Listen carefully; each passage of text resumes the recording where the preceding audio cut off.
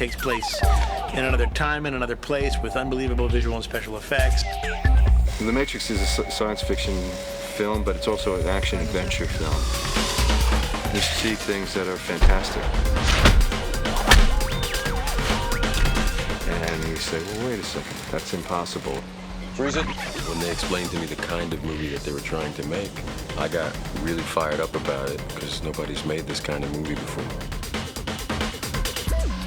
Synthesizing evolution, acting in the construct, giving flesh to a cartoon, soul to a machine. The movie takes place somewhere in the distant future. It is a time when computers rule the world. You have a world of people who believe they're real, but actually they're not. They're living inside a computer program, and there are a number of other people within that who are trying to liberate those people from their captivities. It's about the idea we take everything for granted. And then other times it feels like it's about hope and love and belief. It's about robots versus kung fu. And there's some crazy action.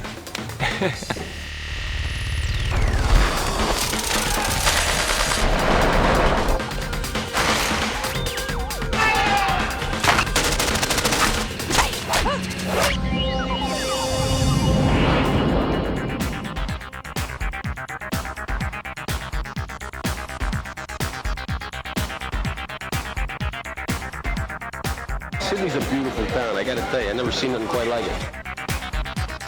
What unemployed actor wouldn't want 5 months in Australia? That's better.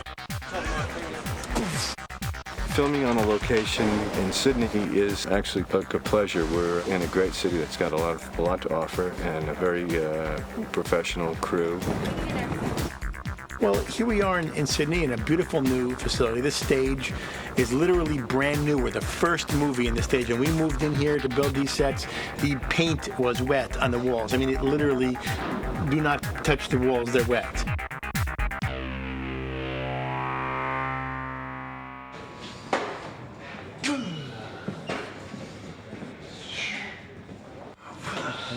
Powder all backlit.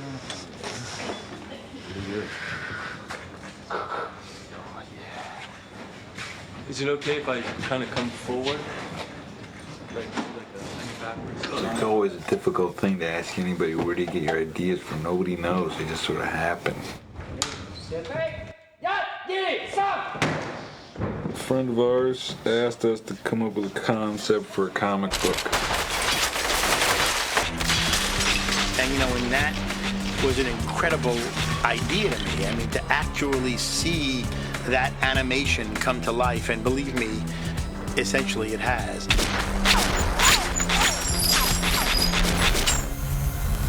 We've had our eye on you for some time now, Mr. Anderson. In one life, you're Thomas A. Anderson, program writer for a respectable software company. The other life is lived in computers, where you go by the hacker alias Neo and are guilty of virtually every computer crime we have a law for. I play a man named Thomas Anderson who's looking for a man named Morpheus who's played by Lawrence Fishburne. I'm searching for the answer to a question. The question is, what is the Matrix? My character feels that the answer to this question will somehow make sense of his... Tank, I need a pilot program for a B-212 helicopter. She's a warrior, yet I don't think that she's lost being a woman. Sana. Oh, shit. Agent Smith is the law enforcement, and he's a seemingly invincible machine who develops these wonderful human frailties. There was an accident. Goddamn car accident. Cypher was a strong disciple of Morpheus. But now, I've had second thoughts. Did he tell you why he did it? Why you're here? Jesus. What a mind job. So you're here to save the world.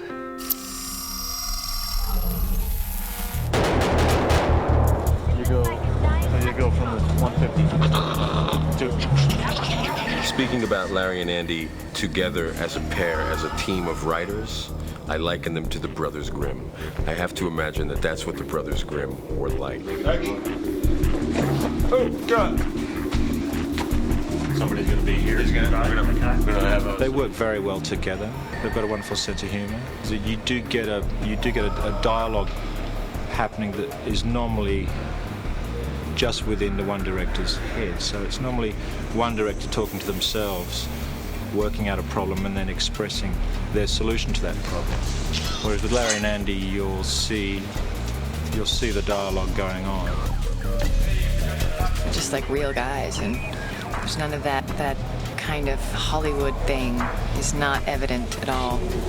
You know, they're from Chicago, you know. They wear shorts, they wear baseball hats, they watch basketball games, they love movies, they love, you know, they get so excited.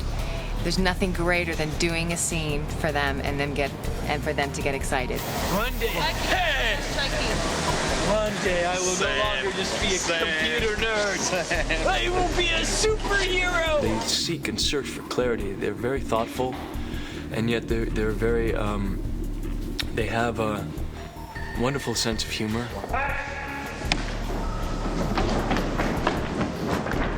It's really, you know, unusual that directors are so sure of what they want. They write the script, they know exactly what they want, they know exactly what angle they want to see it at, what the actor should say, how he should turn when he takes the breath in his speech. I mean, they know it exactly.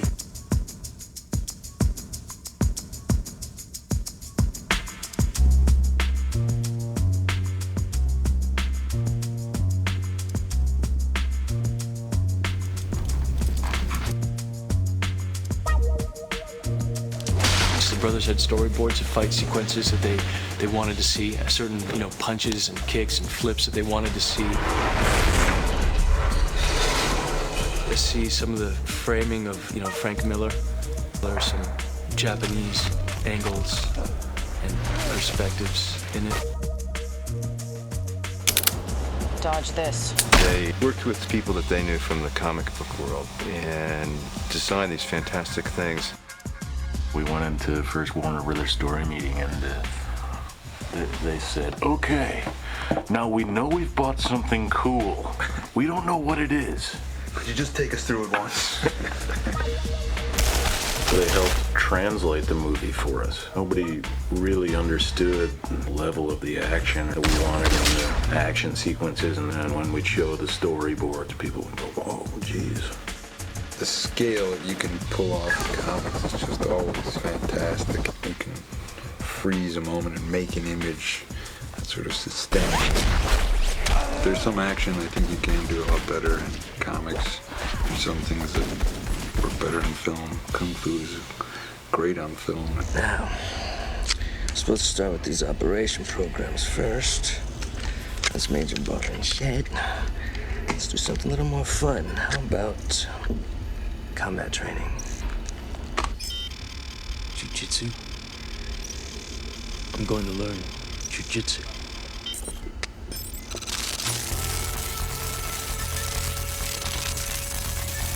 And action!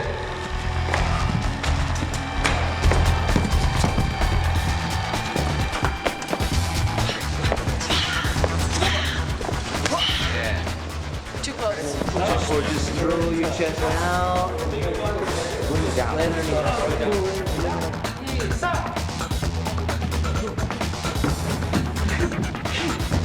We wanted to do the action differently, and one of the things that we love about Hong Kong action is the way that they shoot fight scenes with long takes and wider angles.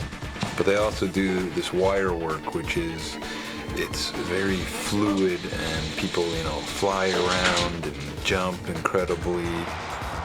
It's very balletic, and everybody has like superhuman and supernatural grace.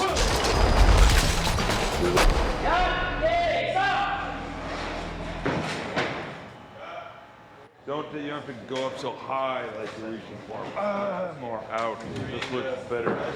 Yeah. When I first became involved, Larry and Andy were a little frustrated because their dream was to work with this guy that had done Fist of Legend. And through contacts in Hong Kong, we tracked the guy down, turned out to be Wu Ping.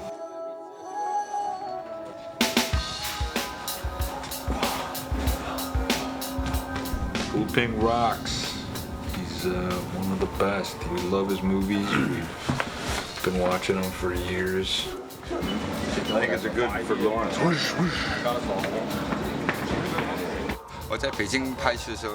He said, I really don't know how they got my number and about me. All that he knew is he was in Beijing making a movie and got a call from Hong Kong saying that the two brothers were really interested in talking to him. He said, I'm very busy, I don't have the time. And then the call came again. He read the script and he thought that script was a very brilliant script. So he decided that he should do it.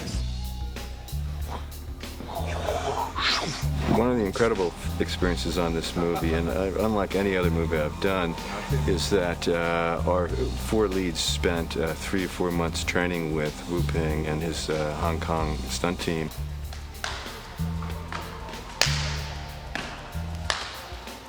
These aren't athletes, they're actors. When you want someone to paint your house, you hire a painter, not an actor who makes believe he's a painter. They really had to learn a fighting style that they never had learned before. It was a tremendous hardship, but it is evident on the film when you see it that that's Lawrence and that's Carrie-Anne and that is Keanu in those scenes doing that stuff, and it's astounding. We started training in October of '97. Trained all the way through till March of '98. That was on like an everyday basis. 1, 2, 3.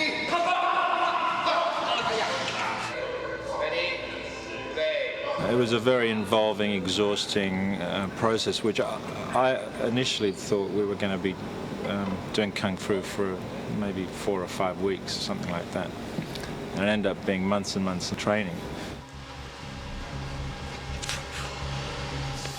The interesting thing is in the challenge. And the challenge is how we can make these people look as though they know they are born with the skills. We all sort of have our own person that is sort of our teacher. And my teacher's name is Ma Dai. He really held my hand in the beginning and was very hard on me at the same time. Chu is Keanu's main guy, and Chu doesn't speak any English. Then we have Dion, who oversees all of us, and he speaks better English than the rest of the guys. And he sort of our go-between Wo Ping and us.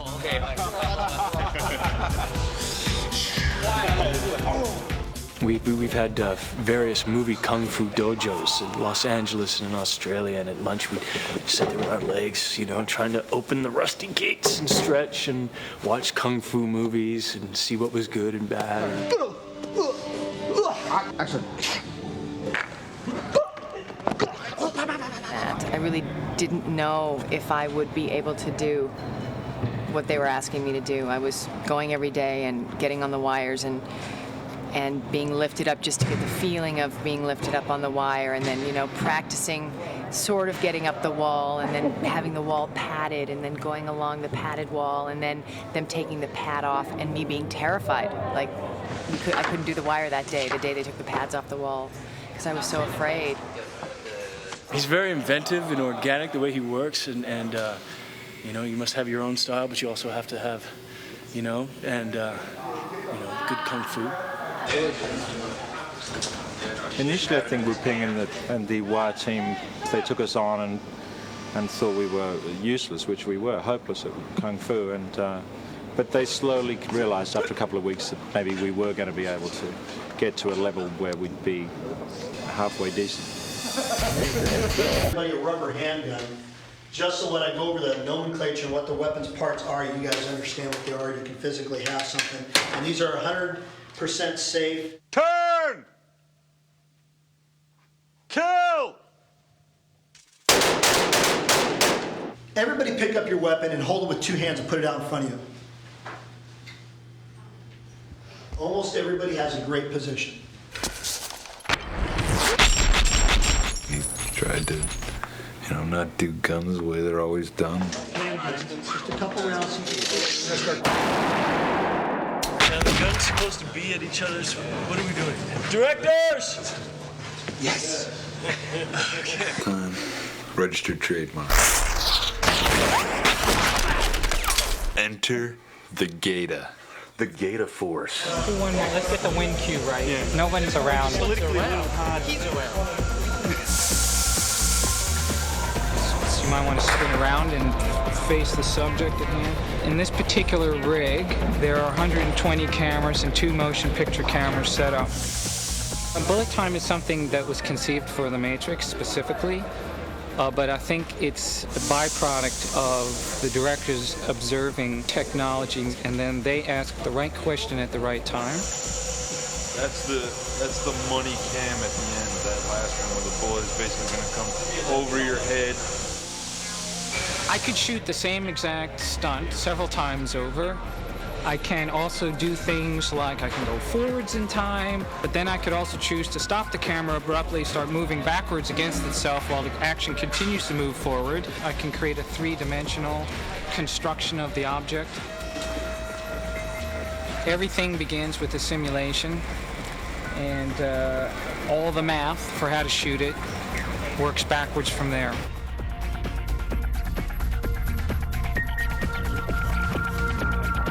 These guys have a lot of specific notions about the worlds that they're creating. And they're pretty over the top in terms of what they want. You're allowed to do things, break the rules that you wouldn't normally do. We're changing speeds left, right, and center. We're going to slow motion to high speed, jump cutting, crossing the line. Everything's going in there.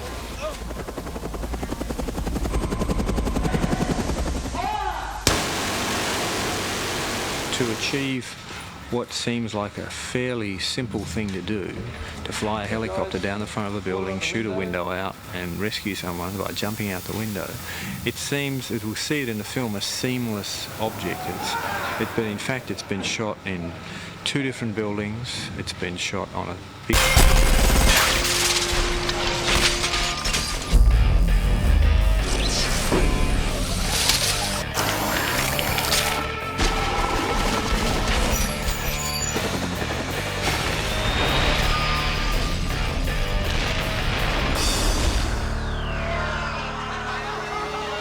I think it's such a rare experience for a group of actors in film, maybe in theater, but in film to have been working together. We'll almost have been working together for a year by the end of this. So it's great kind of melding of heart and soul and spirit and action. Nowhere in nature. And working in a film of this magnitude has been an enormous eye-opener for me. It's kind of chased away a few demons for me, and it's educated me a little bit more. And just working on a film with this sort of budget and on this sort of scale has been a great experience. And I really think that this is the first film of the next century, of the millennia, the year Y2K, or they're calling it. It is monumental. I think it is. It's groundbreaking. I think it's something people have never seen before, and it's going to take people's breath away. And I think that, there are going to be a lot of films that are going to kind of be disciples of this movie. And I think Andy and Larry are going to start a new visual style that will be very well known and well remembered.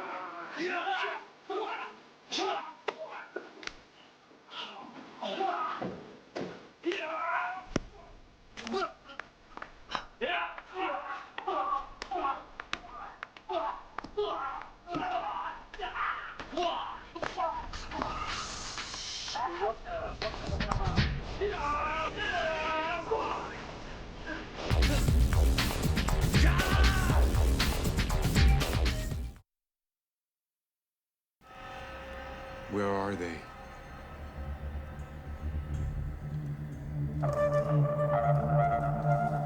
we had to build a set which was about 18 inches wide, I think, 6 foot deep and about 46 feet high. It was a really odd-shaped set.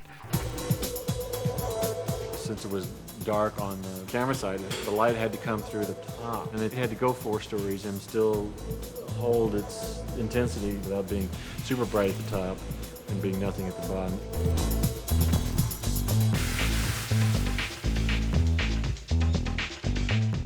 As they get lower, more and more lights come on, so that it looks like it's the same light, but it's actually intensifying enormously. Than any of the other fights because it's in a confined space. We built a very basic flattage set, and then Wu-Ping and his team went in there and rehearsed it, and it started off at one size, and eventually it was kind of like half the size, and they just rehearsed in it and figured out what they wanted. So it was a much more brutal Western style fight, if you like.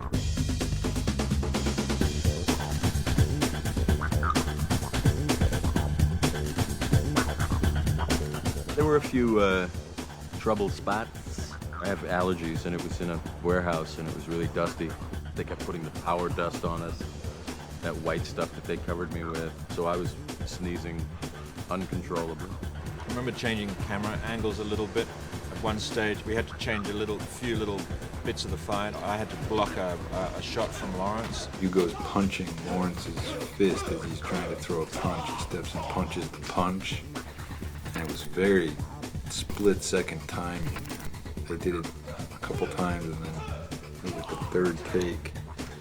Wham! They hit fists, and you heard this like sort of crack, snapple crack. It was just like, I'm sorry. I thought I'd broken my wrist one day, and it blew up, and so lots of little things like that. It was actually all right in the end. I think I hit Hugo in the chest at some point. And I got kicked in the ribs, and both my ribs were cracked. But that was something, again, I didn't discover some way down the track. But it was a kind of dirty, you know, dirty fight.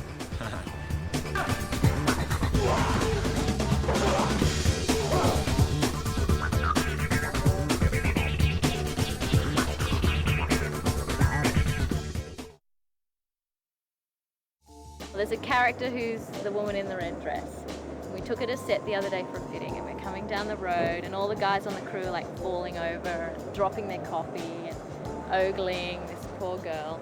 And there's a big roller door where they all come out at the end of the day. This guy drives out, sees her standing there, stops the car. We can see the roller door coming down, and he's sitting in the car just looking at her. The roller door slams into the top of his car. He gets a really big fright, starts to drive forward. The roller door scrapes all the way across his windshield, all the way across the top, cracks his windscreen, and he's so embarrassed he drives off down the road. So we don't know how he's going to blame that to his wife.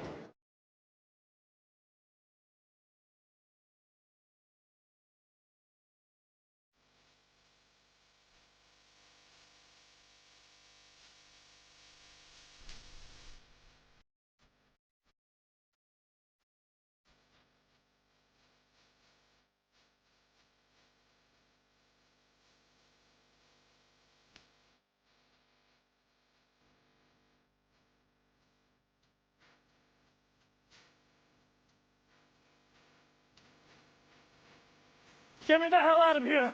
Got a patch on an old exit, Wabash and Lake. What would be the right gesture? Is he looking, or is he just waiting to see if the agents are coming? Cut! My hands suck.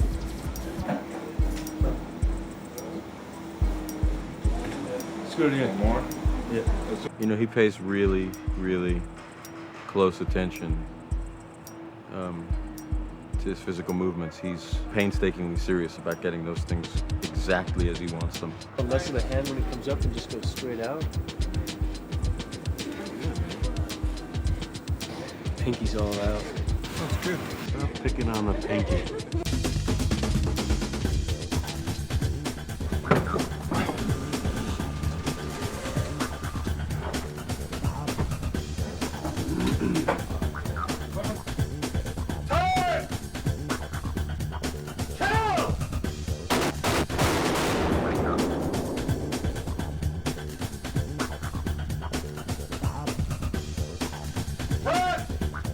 Yeah. You always say cut.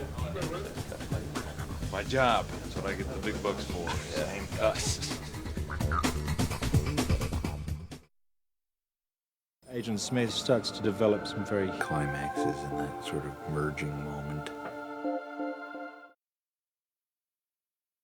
well, very early on in training, in fact on day 2, I thought I'd done something to my leg.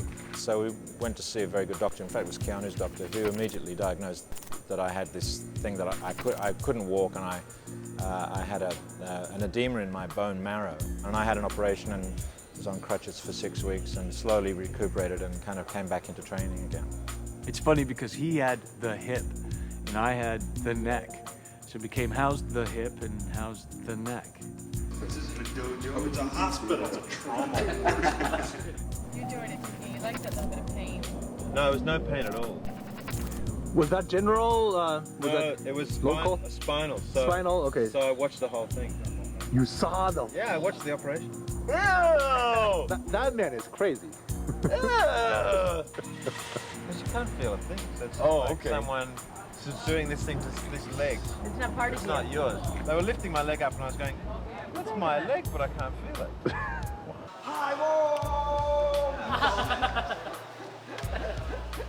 And there was a whole thing about what were we going to do? Was I going to be out of the film? Was I going to stay in the film? Were we going to put all the fights back to the end of the shoot?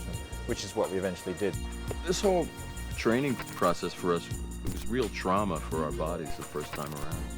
And I think that was just Hugo's body's way of responding to it.